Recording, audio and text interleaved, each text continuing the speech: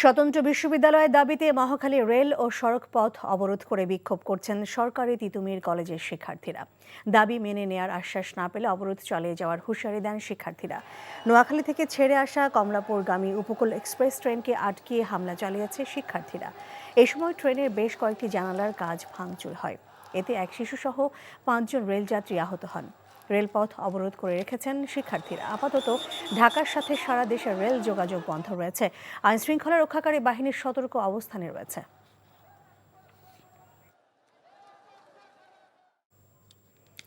দর্শক, Titumir college campus এলাকায় আছেন আমাদের সিনিয়র করেসপন্ডেন্ট আপেল শাহরিয়ার। আমরা সরাসরি যুক্ত হচ্ছি তার সঙ্গে। আপেলের শিক্ষার্থীরা ঠিক এই মুহূর্তে কোথায় অবস্থান করছেন এবং সেখানকার সার্বিক পরিস্থিতি আপনি কেমন দেখছেন?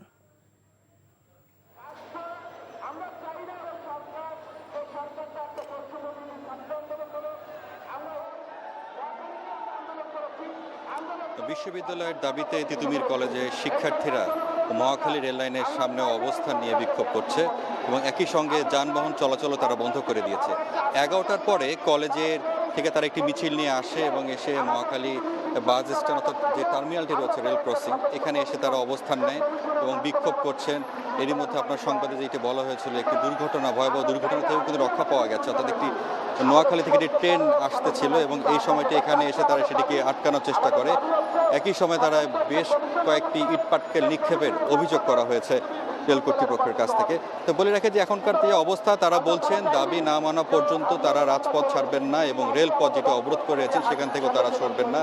3টা পর্যন্ত আলটিমেটাম দেওয়া হয়েছে। 3টার মধ্যে সরকার থেকে কোনো ধরনের যদি ইতিবাচক আশ্বাসের অপেক্ষায় তারা রয়েছেন, যদি কোনো ইতিবাচক আশ্বাস পান তাহলেই তারা এই তাদের সড়ক এবং রেলপথ যে অবরোধের যে কর্মসূচি সেটি থেকে তারা সরে আসবেন। তো যৌথ বাহিনী আপ্রাণ চেষ্টা করছেন তাদেরকে আসলে বোঝানোর জন্য যে যেহেতু সড়ক এবং রেলপথ দুটি তারা অবরোধ করে রেখেছে, অন্তত রেলপথটি যাতে তারা ছেড়ে দেন, অর্থাৎ তারা সরে যাতে সড়কে অবস্থান করেন সেটি বারবার অনুরোধ করা হচ্ছে, কিন্তু তারা কিছুতেই মানছেন না। তাদের কথা হচ্ছে 3টার মধ্যে কোনো ধরনের ইতিবাচক যদি কোনো ফলাফল অর্থাৎ কোনো ইতিবাচক যদি কোনো খবর তারা না পান তাহলে তারা তাদের আন্দোলন চালিয়ে যাবেন। শিক্ষার্থীদের অভিযোগ, তাদের এই যে দাবিটি হঠাৎ করে নয়, দীর্ঘদিন ধরেই তারা এই দাবিটি করে আসছেন। তারা বলছেন তাদের একটি আলাদা বিশ্ববিদ্যালয়ের প্রয়োজন রয়েছে, অর্থাৎ ঢাকা বিশ্ববিদ্যালয়ের অধীনে থেকে তাদের যে সমস্যাগুলো হচ্ছে তার মধ্যে উল্লেখ হচ্ছে যে একাডেমিক ও প্রশাসনিক যে কার্যক্রমগুলো রয়েছে সেই কার্যক্রমগুলোর ক্ষেত্রে তাদের অনেক ধরনের সমস্যা হচ্ছে। তারা চাচ্ছেন আলাদাভাবে বিশ্ববিদ্যালয় হলে তারা অনেকটাই এই সমস্যার সমাধান হয়ে যাবে। অর্থাৎ প্রায় 3 ঘন্টা হতে চললো এই ব্যস্ততম একটি সড়ক এবং এই যে রেলপথটি অবরোধ করে রাখার কারণে কিন্তু জনভোগান্তি হচ্ছে, অর্থাৎ যানবাহনগুলো চলাচল করতে পারছে না। আপনি জানেন এর পাশেই কিন্তু মহাখালী বাস টার্মিনাল, বাসগুলো ছেড়ে যাচ্ছে না, মানুষজন পায়ে হেঁটেই তাদের গন্তব্যের দিকে রওনা হচ্ছে। দর্শক, মহাখালী তিতুমির কলেজ এলাকা থেকে যুক্ত ছিলেন আমাদের সহকর্মী আপেল শাহরিয়ার। টাকা চুরির জন্য যদি আমার গলায় জুতার মালা পরাইতে হয় তাহলে আমার শালীর সাথে প্রতারণা করার জন্য তোর ফাঁসি হবে। দুলা ভাই, আপনার তো ঘর জামাই বইলা একটা পরিচয় আছে, আমার তো তাও নাই।